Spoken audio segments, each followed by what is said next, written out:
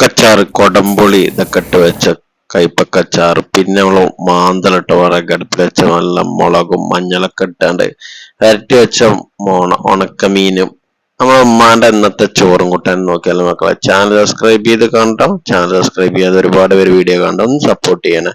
അപ്പൊ നമ്മൾ ഉണക്കമീൻ മാന്തള് നല്ല കരിമുരി അയക്കണം കേട്ടോ. ഉണക്കമീൻ മാന്തളാണ്.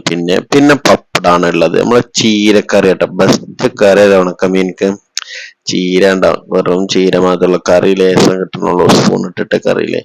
പിന്നെ നമ്മളെ ബീട്രൂട്ട് ചോറുണ്ടാണ് സാധനമാണ്. ബീട്രൂട്ട് ചോരന്റെ കളറിൽ. പിന്നെ നമ്മൾ അച്ചാറുണ്ടല്ലേ, ആ അച്ചാർ നമ്മള് പ്ലേറ്റിക്ക് എടുത്ത് വെച്ചിട്ടാ, കുപ്പിക്കാക്കി വെച്ചിട്ടില്ല അച്ചാറ് ആ പ്ലേറ്റിലാക്കി. അപ്പൊ അതൊക്കെ പാടെ കൂടി മിക്സ് ചെയ്തൊരു പൊടുത്തം പിടിച്ച് ചീരയും അച്ചാറും ഉണക്കമീനും പാടെ കൂട്ടി അടിപൊളിയുള്ള. ഇഷ്ടമുള്ള ലൈക്ക് ചെയ്യുക, ചാനൽ സബ്സ്ക്രൈബ് ചെയ്യാൻ മറക്കരുത്. അടുത്ത വീഡിയോ